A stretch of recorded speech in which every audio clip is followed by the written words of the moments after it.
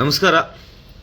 ನಮ್ಮ ಆಟೋ ಚಾಲಕರಿಗೆ ಮತ್ತು ಟ್ಯಾಕ್ಸಿ ಚಾಲಕರಿಗೆ ಈ BJP ಪಕ್ಷ ಒಂದು ಶಾಪನೆ ಅಂತ ಹೇಳ್ಬೋದು. ಅದಕ್ಕೆ ನೂರಾರು ಕಾರಣಗಳಿದೆ. ಆದರೆ ಈ ಬೈಕ್ ಟ್ಯಾಕ್ಸಿ ವಿಚಾರವಾಗಿ ಬಂದಾಗಿಂದ, ಏನು ಬೈಕ್ ಟ್ಯಾಕ್ಸಿ ವಿಚಾರವಾಗಿ ನಾವೆಲ್ಲ ರೋಡ್ಗಿಳಿದು ಹೋರಾಟ ಮಾಡಿದಾಗಿಂದ BJP ಸರ್ಕಾರನೇ ಒಂದು ಪಾಲಿಸಿ ಮಾಡಿಕೊಡುತ್ತೆ, ಬೈಕ್ ಟ್ಯಾಕ್ಸಿ ಎಲೆಕ್ಟ್ರಿಕ್ ಪಾಲಿಸಿ ಅಂತ. ಅವಾಗಲೂ ಯಾರನ್ನೂ ಸಂಘ ಸಂಸ್ಥೆಯವ್ರು ಕೇಳಲ್ಲ, ಅದು ಪಾಲಿಸಿ ಆಗುತ್ತೆ. ಅದಾದಮೇಲೆ ಇವರು ಬೈಕ್ ಟ್ಯಾಕ್ಸಿನ ಅಕ್ರಮವಾಗಿ ಓಡಿಸ್ತಾ ಇದ್ರು ಯಾವುದೇ ಒಂದು BJP ಸರ್ಕಾರ ಇದ್ದಾಗ ಯಾವುದೇ ರೀತಿ ಆಕ್ಷನ್ ತಗೊಳಲ್ಲ. ನಾವು ಹೋರಾಟಗಳು ಮಾಡಿ ಸಾಕಾಗ್ತೀವಿ. ಕಾಂಗ್ರೆಸ್ ಸರ್ಕಾರ ಬರುತ್ತೆ, ಬಂದಾಗ ಕಾಂಗ್ರೆಸ್ ಸರ್ಕಾರದ ವಿರುದ್ಧ ಒಂದು ಹೋರಾಟ ಮಾಡ್ತೀವಿ. ಹೋರಾಟ ಮಾಡಿದಾಗ ಸರ್ಕಾರ ಏನಾಗುತ್ತೆ, ಬೈಕ್ ಟ್ಯಾಕ್ಸಿನ ಬಂದ್ ಮಾಡ್ತೀವಿ ಅಂತೇಳಿ ಬಂದು ಸಾರಿಗೆ ಸಚಿವರು ಭರವಸೆ ಕೊಡ್ತಾರೆ. ಏನಕ್ಕೆ ಕೊಡ್ತಾರೆ ಅಂದರೆ, ಅವರು ಯಾರು ಕಾನೂನು ರೀತಿ ಏನು ಎಲೆಕ್ಟ್ರಿಕ್ ಬೈಕ್ ಟ್ಯಾಕ್ಸಿ ಪಾಲಿಸಿ ಇತ್ತು, ಯಾರೂ ಆ ಪಾಲಿಸಿ ತಗೊಂಡಿರಲ್ಲ. ಪಾಲಿಸಿ ಇದ್ರೂ ಈ ಬೈಕ್ ಟ್ಯಾಕ್ಸಿ ಅಕ್ರಮವಾಗಿರೋರು ಯಾರೂ ಪಾಲಿಸಿನ ಹೋಗಿ ಎನ್ರೋಲ್ ಮಾಡ್ಕೊಂಡಿರಲ್ಲ, ಅಗ್ರಿಗೇಟೆಡ್ ಲೈಸೆನ್ಸ್ ತೊಗೊಂಡಿರಲ್ಲ. ಅದಕ್ಕೆ ಏನು ಮಾಡುತ್ತೆ, ಸರ್ಕಾರ ಬ್ಯಾನ್ ಮಾಡುತ್ತೆ. ಅದು ಈಗ ಹೈಕೋರ್ಟಲ್ಲಿದೆ, ಸಿಂಗಲ್ ಬೆಂಚ್ ನಮ್ಮ ಕಡೆ ಇದೆ, ಡಬಲ್ ಬೆಂಚಲ್ಲಿ ತೀರ್ಮಾನ ನಡೀತಾ ಇದೆ. ಏನು ಈ BJPಯವರ ಕುಮ್ಮಕ್ಕು ಯಾವ ರೀತಿ ಇದೆ ಅಂದರೆ, ಇಷ್ಟು ದಿನ ಹಿಂದೆ ನಾಟಕ ಆಡಿಕೊಂಡು ಇದ್ದವರು ಇವತ್ತು ಬಹಿರಂಗವಾಗೇನೆ ನೋಡಿ, ಇದು BJP ಕರ್ನಾಟಕ ಅಂತ ಹೇಳಿ ಫೇಸ್ಬುಕ್ ಪೇಜು, ಅದರಲ್ಲಿ ಬೈಕ್ ಟ್ಯಾಕ್ಸಿಯಿಂದ ಆದಾಯ ಗಳಿಸುವಲ್ಲಿ ಯುವಕರಿಗೆ ಅನುಕೂಲವಾಗುತ್ತಿದೆ. ರಾಜ್ಯದಲ್ಲಿ ನಿಷೇಧವಾಗಿರುವ ಕಾರಣ ರಾಜ್ಯದಲ್ಲಿ ಮತ್ತೆ ಬೈಕ್ ಟ್ಯಾಕ್ಸಿ ಆರಂಭಿಸುವ ಬಗ್ಗೆ ನ್ಯಾಯಾಲಯದಲ್ಲಿ ಹೋರಾಡಬೇಕು. ಬೈಕ್ ಟ್ಯಾಕ್ಸಿ ಸೇವೆಯಿಂದ ರಾಜ್ಯ ಬೊಕ್ಕಸಕ್ಕೂ ತೆರಿಗೆ ಮೂಲಕ ಲಾಭವಾಗಲಿದೆ. DS ಅರುಣ್ ಕುಮಾರ್ ಪರಿಷತ್ ಸದಸ್ಯರು. ಇವನು ಪರಿಷತ್ ಸದಸ್ಯ, ಶಿವಮೊಗ್ಗದಿಂದ ಆಯ್ಕೆಯಾಗಿದ್ದಾನೆ. ಇವನು ಕಾರ್ ಪೂಲಿಂಗ್ ಬಗ್ಗೆ ಏನು ಹಿಂದೆ ಪುಂಕ್ತಾ ಇದ್ರು ತೇಜಸ್ವಿ ಸೂರ್ಯ ಅವರೆಲ್ಲ, ಕಾರ್ ಪೂಲಿಂಗ್ ಬೇಕು ಅಂತ, ಅದೇ ಪರವಾಗಿ ಇವನು ಈಗ ಅರುಣ್ ಕುಮಾರು ನಿನ್ನೆ ವಿಧಾನಸಭೆಯಲ್ಲಿ ಮಾತಾಡಿದ್ದಾನೆ. ಇವನೇನು ಮಾತಾಡಿದ್ದಾನೆ ಕೇಳಿಸ್ಕೊಡಿ ಎಲ್ಲರೂ ನೀವು. ರಿಕ್ವೆಸ್ಟ್ ಏನು ಅಂದ್ರೆ, ಇದು ಬರೇ ನಮ್ಮ ಬೆಂಗಳೂರಲ್ಲಿ ಮಾತ್ರ ನಡೀತಾ ಇರೋದಂತದಲ್ಲ, ಇಡೀ ದೇಶದಲ್ಲಿ ಬೈಕ್ ಟ್ಯಾಕ್ಸಿ ತುಂಬಾ ಜನಕ್ಕೆ ಅನುಕೂಲ ಆಗಿದೆ. ಈಗಲೇ ರಿಜಿಸ್ಟರ್ಡ್ 8 ಲಕ್ಷ ಜನ ಯುವಕರಿದ್ದಾರೆ. ಹಾಗಾಗಿ ನಾವು ಕೋರ್ಟಿಗೆ ಯಾವ ರೀತಿ ಅವ್ರಿಗೆ ಅನುಕೂಲ ಮಾಡಿಕೊಡ್ಬೇಕು ಅನ್ನೋಂಥದ್ದನ್ನ ಒಂದ್ ಮಾಡ್ಬೇಕು. ಇದ್ರೊಳಗಡೆ ಟ್ಯಾಕ್ಸ್ ಕಲೆಕ್ಷನ್ ಕೂಡ ನಮಗೆ ಹೆಚ್ಚು ರೀತಿಲಿ GST ಕಲೆಕ್ಷನ್ ಆಗ್ತಾ ಇದೆ. ನೀವು ಗಿಗ್ ವರ್ಕರ್ಸ್ ಅಲ್ಲಿ ಬೇಸಿಕಲಿ ಝೊಮ್ಯಾಟೊ, ಸ್ವಿಗ್ಗಿ ಅಂತವ್ರದನ್ನ ಹೇಳ್ತಾ ಇದ್ದೀರಾ, ಆದ್ರೆ ಜನರನ್ನ ಕರ್ಕೊಂಡು ಹೋಗೋದ್ರಿಂದ ಬೈಕ್ ಟ್ಯಾಕ್ಸಿ ತುಂಬಾ ಅನುಕೂಲ ಆಗುತ್ತೆ. ಹಾಗಾಗಿ ಮತ್ತೆ ಕಾರ್ ಪೂಲಿಂಗಿಗೆ ನಮ್ಮಲ್ಲಿ ಸರಿಯಾದಂತ ಮಾಹಿತಿ ಇಲ್ಲ. ಅಂದ್ರೆ ಅದಕ್ಕೊಂದು ಸ್ಟ್ರಕ್ಚರ್ ಆಗ್ಬೇಕು, ಒಂದು ಕಾನೂನು ಆಗ್ಬೇಕು. ಅದಕ್ಕೆ ಮತ್ತೆ ಜೊತೆಗೆ 2 ವೀಲರ್ ನಾವು ಎಲ್ಲೋ ಬೋರ್ಡ್ ಇಲ್ಲ ಅನ್ನೋ ಕಾರಣಕ್ಕೆ, ಆ ಕಾರಣದಲ್ಲಿ ನಾವು ಇದನ್ ಮಾಡಿದ್ರೆ ಮತ್ತೆ ಆ ಟ್ರಾನ್ಸ್ಪೋರ್ಟ್ ಅಲ್ಲಿ ಒಂದ್ ಸಣ್ಣ ಬದಲಾವಣೆ ನೀವು ಮಾಡ್ಕೊಂಡ್ರೆ ಆ 2 ವೀಲರ್ ನ ನಾವು ಕಮರ್ಷಿಯಲ್ ಆಗಿ ಯೋಚನೆ ಮಾಡ್ಬೋದು ಅನ್ನೋಂಥದಕ್ಕೆ ಒಂದು ಬದಲಾವಣೆ ಮಾಡಿದ್ರೆ ಅವರಿಗೂ ಕೂಡ ಅನುಕೂಲ ಆಗುತ್ತೆ. ಇವೆರಡನ್ನೂ ಯೋಚನೆ ಮಾಡಿ. ಮಾನ್ಯ ಸಚಿವರೇ, ನಿಮಗೆ ನಾನು ರಿಕ್ವೆಸ್ಟ್ ನೋಡಿ, ಇವನು ಹೇಳ್ತಾನೆ 2 ವೀಲರ್ನ ಏನು ಎಲೆಕ್ಟ್ರಿಕ್ ಬೇಡವೇ ಬೇಡ, ವೈಟ್ ಬೋರ್ಡ್ ಅಲ್ಲೇ ಮಾಡಿಬಿಡಿ. ಇವ್ರ ಅಪ್ಪ ಬಂಡವಾಳ ಹಾಕೊಟ್ಟಿದ್ದಾನೆ. ಅರುಣ್ ಕುಮಾರ್, ನಿಮ್ಮಪ್ಪ ಬಂಡವಾಳ ಹಾಕೊಟ್ಟಿಲ್ಲ ಆಟೋ ಚಾಲಕರಿಗೆ, ಟ್ಯಾಕ್ಸಿ ಚಾಲಕರಿಗೆ. ನಾವು ಹೊಲ ಮನೆ ಮಾರುಗಳು ಮಾರಿ ಅಡ ಇಕ್ಕಿ ಸಾಲ ತಗೊಂಡು ಬಂದು ಬೆಂಗಳೂರಿನಲ್ಲಿ ಆಟೋ ಚಾಲಕರು, ಟ್ಯಾಕ್ಸಿ ಚಾಲಕರು ಸರ್ಕಾರದ ಅನುದಾನ ಇಲ್ಲದಲೇ ಸ್ವಂತವಾಗಿ ಬದುಕ್ತಾ ಇರೋದು. 70 ವರ್ಷಗಳಿಂದ ಸೇವೆ ಕೊಡ್ತಾ ಇದ್ದೀವಿ. 8 ಲಕ್ಷ ಅಂತ ಹೇಳ್ತಿಲ್ಲ, 8 ಲಕ್ಷನ ತಂದು ತೋರಿಸ್ಬಿಡು, ನೀನು ನಿಲ್ಲಿಸ್ಬಿಡು. ನೀನು ತಾಕತ್ತಿದ್ರೆ ಇದೇ BJP ಪಕ್ಷದ ಇದೆಯಲ್ಲ, ನೀನೇ ನಿಂತ್ಕೊಂಡು ಬೈಕ್ ಟ್ಯಾಕ್ಸಿ ಪರ ಬಂದು ಹೋರಾಟ ಮಾಡು. ಬೀದಿಗೆ ಬಂದು ಸರ್ಕಾರನ ಇಕ್ಕಟ್ಟಿಗೆ ಸಿಲುಕಿಸಿ, ಏನು ನೀವು ಬೈಕ್ ಟ್ಯಾಕ್ಸಿ ಇಂದ ಏನು ನಿಮ್ಮ ಎಲೆಕ್ಷನ್ ಫಂಡಿಗೋಸ್ಕರ ಏನು ನಿಮ್ಗೆ MLC ಕಂಪ್ನಿಗಳಿಂದ ನಿಮ್ಗೆ ಫಂಡ್ ಬೇಕು, ಅದನ್ನ ನಿನ್ನ ಮುಖಾಂತರ ತಗೊಳ್ಳಿಕ್ಕೋಸ್ಕರ ಇವತ್ತು ಆಟೋ ಚಾಲಕರನ್ನ ಬಲಿ ಕೊಡ್ಲಿಕ್ಕೆ ಬಂದಿದ್ದೀರಾ. ನಾಚಿಕೆ ಆಗ್ಬೇಕು ನಿಮ್ಗೆಲ್ಲ. ನೀನು ಸುಮ್ಮನೆ ಹೋಗಿ ಜನ ವೋಟ್ ಹಾಕಿರೋದಕ್ಕೆ ನೀನು ಅಲ್ಲಿ ಹೋಗಿರೋದು. ನಾನು ಹೋಗಲ್ಲ, ವಿಧಾನಸೌಧದಲ್ಲಿ ಕುತ್ಕೊಳಕ್ಕಾಗಲ್ಲ. ಹಾಗೆ ಈಗಲೂ ಹಾಗೇನೆ ಆಟೋ ಅಂದರೆ ನಾವು DL ತಗೊಂಡು ಒಂದು ಪ್ರಾಪರ್ ಆಗಿ ಪರ್ಮಿಟ್ ತಗೊಂಡು ಎಲ್ಲ ಬಂದು ನಾವು ಗಾಡಿ ಓಡಿಸ್ತಾ ಇರೋದು, ಆಟೋ ಆಗಲಿ ಟ್ಯಾಕ್ಸಿ ಆಗಲಿ. ನಿಮ್ಮ BJP ಪಕ್ಷಕ್ಕೆ ಮಾನ ಮರ್ಯಾದೆ ಏನಾದ್ರು ಇದೆಯಾ ನಿಮಗೆ? ಏನು ಹೇಳೋದು ನಮ್ಗೆ ಅರ್ಥ ಆಗಲ್ಲ ನಿಮಗೆ. ಎಷ್ಟು ಜನ MLA ಅವ್ರ ಬಾಕ್ಲಿಗೆ ಹೋಗಿದ್ದೀವಿ, MP ಅವ್ರ ಮನೆ ಬಾಕ್ಲಿಗೆ ಹೋಗಿದ್ದೀವಿ, ಆಟೋ ಚಾಲಕರಿಗೆ ಕಷ್ಟ ಆಗ್ತಾ ಇದೆ, ಬಿಸ್ನೆಸ್ ಇಲ್ಲ, ಮಾತಾಡಿ ಅಂದರೆ ಒಬ್ಬನೂ ಆಟೋ ಚಾಲಕರ ಪರವಾಗಿ ಮಾತಾಡಲಿಕ್ಕೆ ನಿಮ್ಗೆ ಆಗಿಲ್ಲ. ಈಗ ಬೈಕ್ ಟ್ಯಾಕ್ಸಿ ಅಂದ ತಕ್ಷಣ ಬೈಕ್ ಟ್ಯಾಕ್ಸಿ ಪರ ಹೋಗಿ ಸರ್ಕಾರನ ಪ್ರಶ್ನೆ ಮಾಡ್ತೀರಾ? ಬನ್ನಿ, ನಾವು ಪ್ರಶ್ನೆ ಮಾಡ್ತೀವಿ. ಎಲ್ಲ ಆಟೋ ಚಾಲಕರಿಗೆ ಈ ಮೂಲಕ ನಾನು ಕೇಳ್ಕೊತಾ ಇದ್ದೀನಿ, ನೀವೆಲ್ಲ ಈ BJP ಅವ್ರ ಮನೆ ಬಾಕ್ಲಿಗೆ ಬರ್ತಾರಲ್ಲ ಓಟ್ ಕೇಳ್ಕೊಂಡು ಪ್ರತಿಯೊಬ್ಬರು ಪ್ರಶ್ನೆ ಮಾಡಿ. ಎಲ್ಲೆಲ್ಲಿ ಸಿಗ್ತಾರಲ್ಲ ಅಲ್ಲೆಲ್ಲ ಪ್ರಶ್ನೆ ಮಾಡೋದನ್ನ ನಾವು ಕಲಿಬೇಕಾಗತ್ತೆ. ನಿನಗೆ ಕೊಟ್ಟಂತ ಅಧಿಕಾರನ ದುರುಪಯೋಗ ಪಡಿಸ್ಕೊಂಡು ಅರುಣ್ ಕುಮಾರ್ ಅವನ ಮುಖ ಇದ್ರಲ್ಲಿ ಹಾಕ್ತೀವಿ. ವಿನೋದ್ ಅವರೇ ನೋಡ್ತಾ ಇದ್ದೀರಾ, ಅವ್ನ ಮುಖ ತೆಗೆದು ಕಮೆಂಟ್ ಬಾಕ್ಸಲ್ಲಿ ಹಾಕಿ. ನಾವು ಇಲ್ಲಿ ಯಾವುದೇ ಪಕ್ಷ ಆ ಪಕ್ಷ ಈ ಪಕ್ಷ ಅಂತಲ್ಲ, ಯಾರೇ ಒಳ್ಳೇದು ಮಾಡಿದ್ರು ಅವ್ರ ಪರ ನಿಲ್ತೀವಿ. ಈ BJP ಕರ್ನಾಟಕ ಫೇಸ್ಬುಕ್ ಪೇಜಲ್ಲಿ ಆ ಒಂದು ವಿಡಿಯೋ ಹಾಕೋತೀರಾ ಅಂದರೆ ಈ BJP ಅವರು ಯಾವ ಮಟ್ಟಕ್ಕೆ ಹೋಗಿದ್ದೀರಾ? ನಿಮಗೆ ಆಟೋ ಟ್ಯಾಕ್ಸಿ ಚಾಲಕರು ಬೇಡ ಅಂತ ಹೇಳ್ಬಿಡಿದೆ, ಬಹಿರಂಗವಾಗಿ ಬಂದು ಬಹಿರಂಗವಾಗಿ ನೀವು ಹೇಳ್ಬಿಡಿ, ನಮ್ಮನ್ನ ಸಾಯಿಸ್ಬಿಡ್ತೀವಿ, ನಿಮ್ಮನ್ನೆಲ್ಲ ಬದುಕಿಸಲ್ಲ ಅಂತ ಆಟೋ ಚಾಲಕರನ್ನ. ಸರ್ಕಾರನು ಸುಮ್ಮನೆ ಮಾಡಿದ್ದಲ್ಲ, ಇದು ಹೋರಾಟ ಮಾಡಿ ನಾವು ಪಡೆದಿರೋದು. ಹೈಕೋರ್ಟ್ ಸುಮ್ಮನೆ ಬ್ಯಾನ್ ಮಾಡಿಲ್ಲ ಅದನ್ನ. ಹೈಕೋರ್ಟ್ಗೆ ಸರಿಯಾದ ಮಾರ್ಗದರ್ಶನ ನೀಡಬೇಕಂತೆ. ಏನ್ ಮಾತಾಡ್ತೀಯ ಅಪ್ಪ ಅರುಣ? ನಿಮ್ಗಳಿಗೆ ಅದು ಯಾವ ಭಾಷೆಯಲ್ಲಿ ಹೇಳೋದು, ಏನು ಹೇಳೋದು? ಹೆಂಗೋ ಈಗ ಒಂದು ತಿಂಗಳು 2 ತಿಂಗಳಿಂದ ಡ್ರೈವರ್ ಒಂದು ನೆಮ್ಮದಿಯಾಗಿ ಜೀವನ ಮಾಡಿಕೊಂಡು ಕಷ್ಟ ಬಿದ್ದು ದುಡ್ಕೊಂಡು ಹೋಗ್ತಾವ್ರೆ.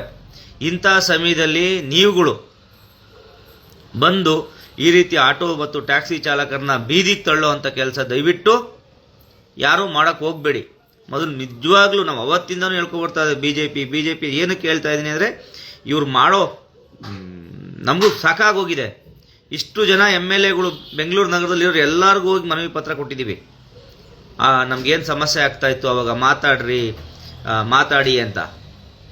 ಇವನು ಬಂದ್ಬಿಟ್ಟ ಅರುಣ್ ಹೋಗ್ಬಿಟ್ಟ ಏನು ದೊಡ್ಡದಾಗಿ 8 ಲಕ್ಷ ಹೋರಾಟಕ್ಕೆ 50 ಜನ ಹೋರಾಟಕ್ಕೆ ಬರೋಕ್ಕೆ ದುಡ್ಡು ಕೊಟ್ಟು ಕರ್ಕೊಂಡ್ಬರ್ತಾನ ಅವನು, ರ್ಯಾಪಿಡೋ ಕಂಪ್ನಿ ಅವನು. ಕಳೆದ ಬಾರಿ ನಮ್ಮ ಹತ್ರನೇ ಒಂದು ವಿಡಿಯೋ ಇದೆ, ಮಾಧ್ಯಮದಲ್ಲಿ ಸ್ಪಿಂಗ್ ಆಪರೇಷನ್ ಮಾಡಿರೋ ವಿಡಿಯೋ ಇದೆ. ಹೋರಾಟಕ್ಕೆ ದುಡ್ಡು ಕೊಟ್ಟು ಕರ್ಕೊಂಡ್ಬರ್ತಾ ಇದಾರೆ ಎಲ್ಲಾರನು, ಕಾಲೇಜ್ ಹುಡುಗರನ್ನ ಎಲ್ಲಾರನು. ಹಿಂಗಿರ್ಬೇಕಾದ್ರೆ ನಿನಗೆ ಎಷ್ಟು ಕೊಟ್ಟಿರ್ಬೋದು ಅಂತ ನಾವು ಪ್ರಶ್ನೆ ಮಾಡಬೇಕಾಗತ್ತೆ. ಈ BJP ಪಾರ್ಟಿಗೆ ಎಷ್ಟು ಕೊಟ್ಟಿರ್ಬೇಕು? ಈ ಕಂಪ್ನಿಯವರು, ಅಕ್ರಮವಾಗಿರುವಂಥ ಕಂಪ್ನಿಯವರು ಎಷ್ಟು ಕೊಟ್ಟಿರಬೇಕು? ಇಡೀ ರಾಜ್ಯದಲ್ಲಿ ಇಡೀ ರಾಜ್ಯದಲ್ಲಿ ಎಲ್ಲೂ ಇಲ್ಲ. ಇದೇ ಥರ 4-5 ರಾಜ್ಯದಲ್ಲಿ ಮಾತ್ರ ಇದೆ. ನಿಮ್ಮಂಥ ಮನೆಯಾಳ್ರಿರೋ ರಾಜ್ಯದಲ್ಲಿದೆ. ಆಟೋ ಚಾಲಕರನ್ನ ಓಟ್ಗಾಗಿ ಬಳಸ್ಕೊಂಡು, ಟ್ಯಾಕ್ಸಿ ಚಾಲಕರನ್ನ ಓಟ್ಗಾಗಿ ಬಳಸ್ಕೊಂಡು ನೀವು ನಿಮ್ಮ ಜೀವನ ಮಾಡ್ಲಿಕ್ಕೆ ಬಂದಿದ್ದೀರಲ್ಲ, ನಿಮ್ಮಂಥ ಮನೆಯಾಳರು ಇರೋ ರಾಜ್ಯದಲ್ಲಿ ಸ್ವಲ್ಪ ಇದೆ. ಎಲ್ಲ ಕಡೆ ಹೈಕೋರ್ಟು, ಸುಪ್ರೀಂ ಕೋರ್ಟಲ್ಲೂ ಸಹ ಆಟೋ ಚಾಲಕರ ಪರನೇ ತೀರ್ಮಾನ ಬರ್ತಾ ಇರೋದು.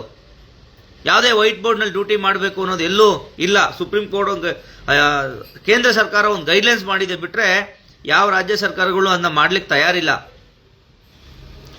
ವೈಟ್ ಬೋರ್ಡ್ ಮಾಡಿದ್ರೆ ನಾಳೆ ಆಟೋದವ್ರು ಕೇಳ್ತಾರೆ, ಆಟೋದವ್ರು ಕೇಳಿದ್ರೆ ಟ್ಯಾಕ್ಸಿ ಅವ್ರು ಕೇಳ್ತಾರೆ, ಟ್ಯಾಕ್ಸಿ ಅವ್ರು ಕೇಳಿದ್ರೆ ಬಸ್ ಅವ್ರು ಕೇಳ್ತಾರೆ, ಬಸ್ ಅವ್ರು ಕೇಳಿದ್ರೆ ಲಾರಿ ಅವ್ರು ಕೇಳ್ತಾರೆ. ಇಲ್ಲಿ ಸರ್ಕಾರ ಇಲ್ಲಿ ನಿಮ್ಮಪ್ಪ ಬಂದು ನಡೆಸ್ತಾನ? ಇಲ್ಲಿ ಸರ್ಕಾರ ನಡೀತಾ ಇರೋದು ಟ್ಯಾಕ್ಸ್ ದುಡ್ಡಿಂದ. ನಿಜ ಒಪ್ಕೋ. ಯಾವುದೋ ಬೈಕ್ ಟ್ಯಾಕ್ಸಿ ಬಂದ ತಕ್ಷಣ ಸರ್ಕಾರಕ್ಕೆ ಟ್ಯಾಕ್ಸ್ ಬರುತ್ತೆ ಅಂದರೆ ಇಲ್ಲಿ ಆಟೋ ಚಾಲಕರು ಟ್ಯಾಕ್ಸ್ ಕಟ್ತಾ ಇರೋದೇನು, ಟ್ಯಾಕ್ಸಿ ಚಾಲಕರು ಕಟ್ತಾ ಇರೋದೇನು? ಇದೇ ನಾವೇನು ಏನು ನಾಲಾಯಕ್ ರಾಜಕಾರಣಿಗಳ ನೀವೆಲ್ಲ. ನಾನೆಲ್ಲ ನಮ್ಮ ಚಾಲಕರಿಗೆ ಇದು ಕಳಿಸಿ, ಶಿವಮೊಗ್ಗ ಇದಂತೆ, ಶಿವಮೊಗ್ಗ ಆಟೋ ಚಾಲಕರಿಗೆ ನೀವೆಲ್ಲ ಶೇರ್ ಮಾಡಿ, ಅವನು ಯಾರು ಅರುಣ್ ಇದಾನಲ್ಲ DS, ಅವನಿಗೆ ಕಳಿಸಿ ಹಿಂಗೆ ಬೈದಿದ್ದಾರೆ ಅಂತ ಹಾಕ್ಲಿ. ಅದೇನಾಗ್ತದೆ, ನಮ್ಮ ಮೇಲೆ ಕೇಸ್ ಹಾಕ್ಲಿ, ಇನ್ನೊಂದು ಕೇಸ್ ಹಾಕ್ಲಿ. ಅವನು ಇಷ್ಟೇ ಕೇಸ್ ಇದೆ, ಹೋರಾಟ ಮಾಡಿಕೊಂಡು ಬೈದಿಕ್ಕೆ ಇನ್ನೊಂದು ಕೇಸ್ ಹಾಕ್ತಾನ, ಇನ್ನೊಂದು ಹಾಕೊಂಡು ಸಾಯ್ಲಿ.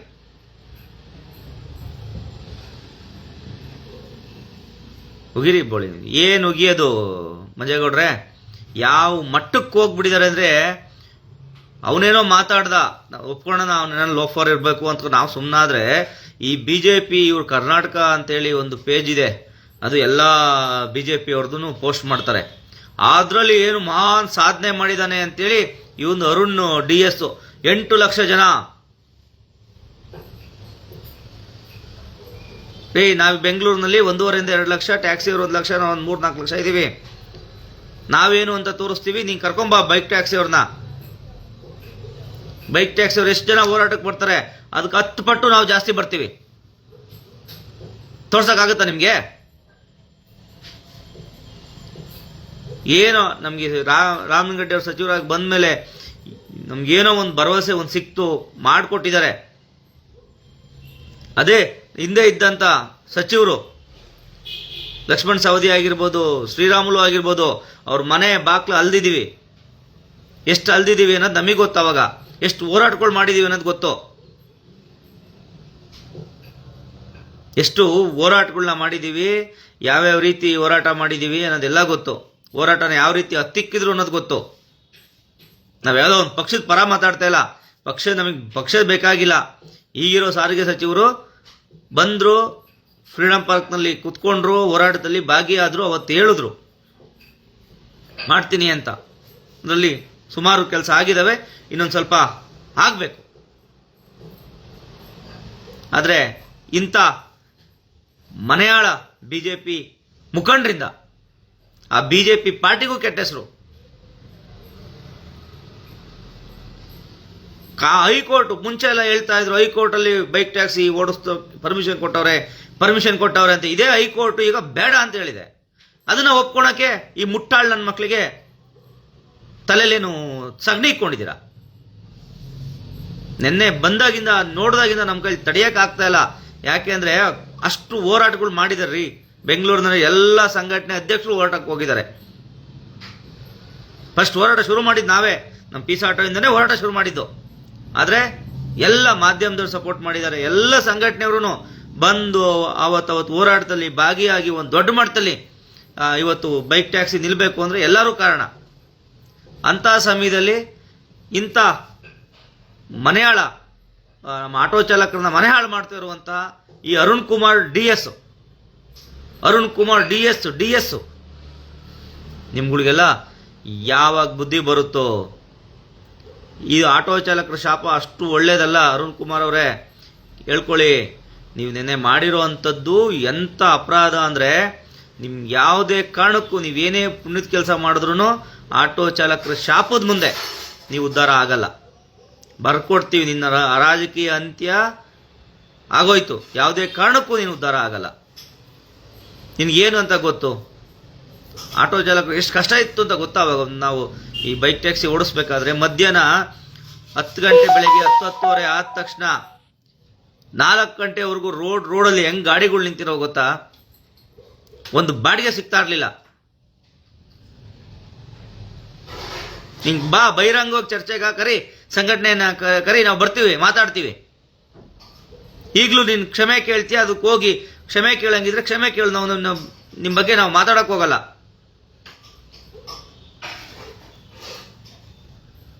ಒಂದ್ ಕಡೆ ಈಗಲೇ RTOದರ ಕಾಟ, ಆ ಕಾಟ, ಈ ಕಾಟ ಅಂತ ಒದ್ದಾಡ್ಕೊಂಡು ಜೀವನ ಮಾಡ್ತಾವ್ರೆ ಎಲ್ಲ. ಈಗ ಮೊನ್ನೆ ಸರ್ವೆ ಆಗಿದೆ, ಆಟೋ ಚಾಲಕರಿಗೆ ಹೈಯೆಸ್ಟ್ ಹಾರ್ಟ್ ಅಟ್ಯಾಕ್ ಬರ್ತಾ ಇದೆ ಅಂತ.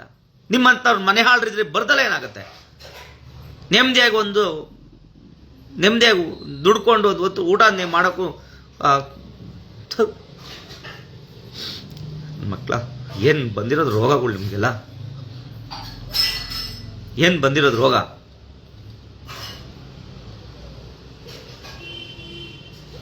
ಇರ್ಲಿ, ನನ್ನ ಮಗ ಎಲ್ಲಿ ಸಿಗ್ತಾನೆ, ಮರ್ಯಾದೆ ಕೊಡೋವಂಥದ್ದು ಹೋಯ್ತು ಅವನಿಗೆ. ಒಬ್ಬ MLC ಆಗಿದ್ರು ಮಾನ ಮರ್ಯಾದೆ ಇಲ್ಲ, ಬಂದು ಮಾತಾಡಂಗಿದ್ರೆ ಚಾಲಕರ ಬಗ್ಗೆ ಮಾತಾಡು. ಲೀಗಲ್ ಆಗೇ ಇತ್ತಲ್ಲ ಬೈಕ್ ಟ್ಯಾಕ್ಸಿ. ಅವಾಗ ಯಾವನಾರ ಬೇಡ ಅಂತ ಹೇಳಿದ್ವಾ? ಎಲೆಕ್ಟ್ರಿಕ್ ಬೈಕ್ ಟ್ಯಾಕ್ಸಿ ಲೀಗಲ್ ಆಗೇ ಮಾಡಿದ್ರಲ್ಲ, ತಗೊಂಡು ಓಡಿಸ್ಬೇಕಿತ್ತು, ಅವಾಗ ಬರ್ಬೇಕಿತ್ತು. ಇಲ್ಲಿಗಲ್ ಆಗಿ ಯಾಕೆ ಓಡಿಸ್ತಾ ಇದ್ದೀರಾ? ಲೀಗಲ್ ಆಗಿ ಸರ್ಕಾರ ಮಾಡಿಕೊಟ್ಟಿದೆ, ನಂದೇ ಸರ್ಕಾರ, ಯಡಿಯೂರಪ್ಪ ಮಾಡಿಕೊಟ್ಟಿದ್ದಾರೆ. ನೀವು ಎಲೆಕ್ಟ್ರಿಕ್ ಬೈಕ್ ಟ್ಯಾಕ್ಸಿ ತಗೊಂಡು ಇಲ್ಲಿ ಪರ್ಮಿಟ್ ತಗೊಂಡು ಓಡಿಸಿ ಅಂತ ಹೇಳ್ಬೇಕಿತ್ತು. ಅವಾಗ ಅಕ್ರಮವಾಗಿ ಆ ಕಂಪ್ನಿಯವರೆಲ್ಲ ನಿಮ್ಗೇನೋ ಬಿಸ್ಕತ್ ಹಾಕ್ತಿದ್ರನೋ, ನಮ್ಗೆ ಹಾಕಕ್ ಬಂದಿದ್ರು, ನನಗೆ ಬಂದಿದ್ರು ಕೊಡ್ಲಿಕ್ಕೆ.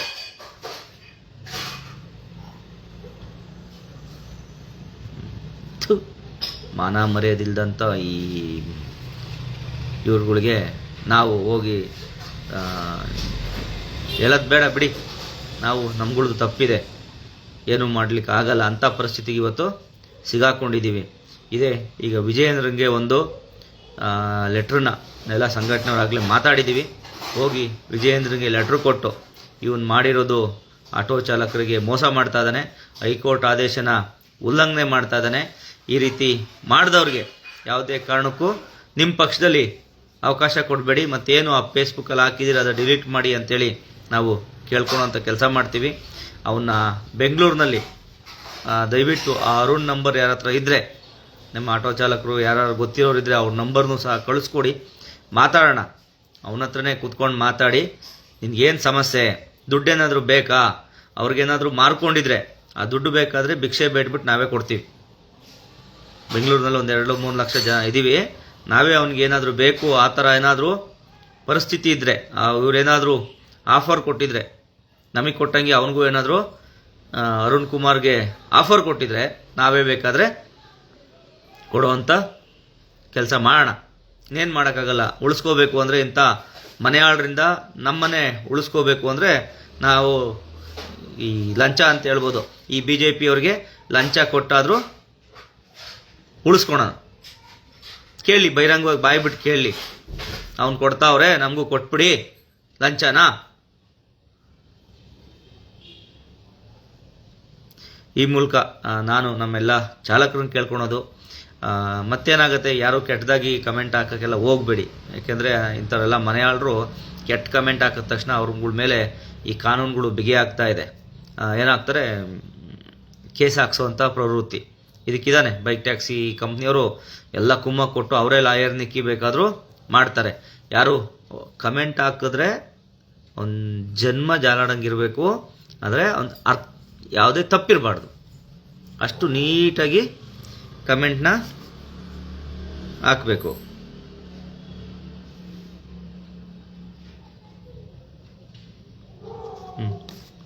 ನೋಡೋಣ ಏನೇನು ಮುಂದಿನ ಬೆಳವಣಿಗೆ ಆಗುತ್ತೆ ಅದನ್ನು ತಿಳಿಸ್ಕೊಡ್ತಾ, ಈ ಎಲ್ಲ ಸುಮಾರು ಜನಕ್ಕೆ ಕಳೆದ ಬಾರಿ ಏನು ಹಾರ್ಟ್ ಅಟ್ಯಾಕ್ಸ್ ಬಂತು ಅದಕ್ಕೂ ನಾವು ಮಾತಾಡ್ತಾ ಇದ್ವಿ, NGO ಹತ್ರ ಏನಾದರೂ ಒಂದು ಕ್ಯಾಂಪ್ ಮಾಡೋಕ್ಕಾಗತ್ತಾ ಅಂತ.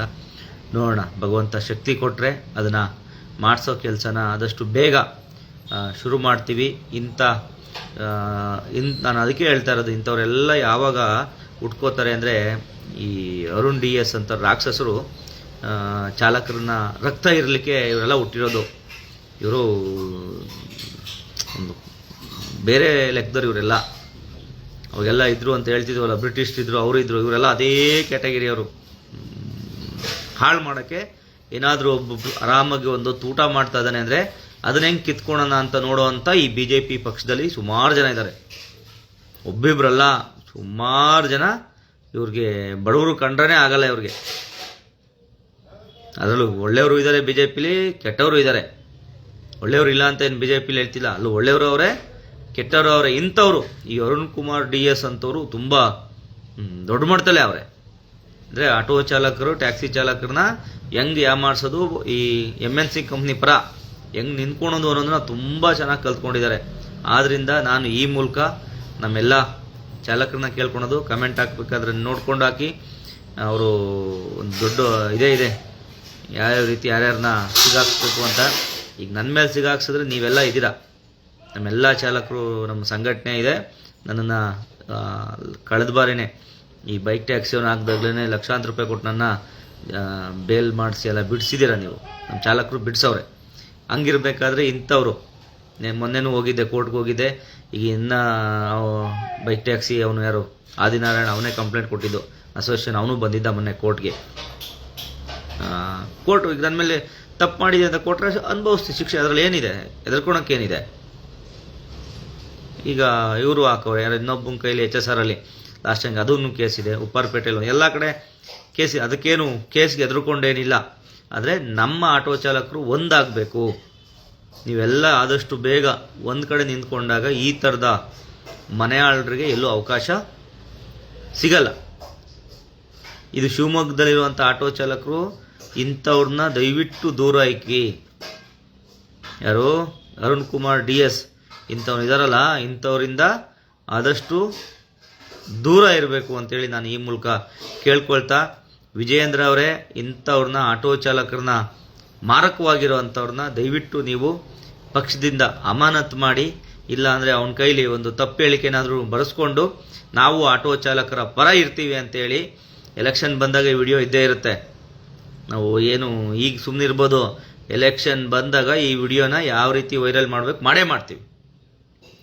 ಆದ್ದರಿಂದ ನಾನು ಈ ಮೂಲಕ ಕೇಳ್ಕೊತಾ ಇದ್ದೀನಿ ನಮ್ಮೆಲ್ಲ ಆಟೋ ಚಾಲಕರಿಗೆ, ಪ್ರತಿಯೊಬ್ಬರೂ ವಿಡಿಯೋ ಶೇರ್ ಮಾಡೋ ಮುಖಾಂತರ, ಸಪೋರ್ಟ್ ಮಾಡೋ ಮುಖಾಂತರ ನಾವೆಲ್ಲ ಒಂದಾದರೆ ಮಾತ್ರನೇ ಇದಕ್ಕೆ ಪರಿಹಾರ ಅಂತ ಹೇಳ್ತಾ, ನಮ್ಮೆಲ್ಲ ಆಟೋ ಚಾಲಕರು ಏನು ಅರುಣ್ ಕುಮಾರ್ DS ಬಗ್ಗೆ ಜಾಸ್ತಿ ತಲೆ ಕೆಡಿಸ್ಕೊಳೋದು ಬೇಡ, ಅವ್ನಿಗೇನು ಉತ್ತರ ಕೊಡಬೇಕು ಆದಷ್ಟು ಬೇಗ ನಾವು ಸಂಘ ಸಂಸ್ಥೆಗಳ ಕಡೆಯಿಂದ ಕೊಡ್ತೀವಿ ಅಂತ ಹೇಳ್ತಾ, ಸಾರಿಗೆ ಸಚಿವರಿಗೂ ಈ ಮೂಲಕ ನಿಮ್ಗೆ ಎಷ್ಟೇ ಒತ್ತಡ ಬಂದ್ರೂ ಸರ್, ಬಡ ಆಟೋ ಚಾಲಕರಿದ್ದೀವಿ, ನಾವು ನಿಮ್ಮನ್ನು ನಂಬಿದ್ದೀವಿ, ಯಾವುದೇ ಕಾರಣಕ್ಕೂ ಯಾರೋ ಈ ರೀತಿ ತಪ್ಪು ದಾರಿಗೆ ಸಂದೇಶ ಕೊಟ್ಟಾಗ ದಯವಿಟ್ಟು ಸರ್ ಆಟೋ ಚಾಲಕರನ್ನ ಕೈ ಬಿಡಬೇಡಿ.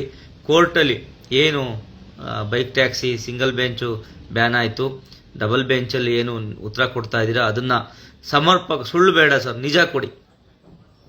ಆಟೋ ಚಾಲಕರ ಕಷ್ಟ ಏನಿದೆ, ಏನೇನು ಆಗ್ತಾ ಇದೆ ಅದನ್ನು ನಿಜವಾಗಿ ಕೊಟ್ಟು ಆ ಬೈಕ್ ಟ್ಯಾಕ್ಸಿನ ಸಂಪೂರ್ಣವಾಗಿ ಕರ್ನಾಟಕದಲ್ಲಿ ಬ್ಯಾನ್ ಆಗುವಂಥ ಕೆಲಸನ ಮಾಡಿಕೊಡಿ.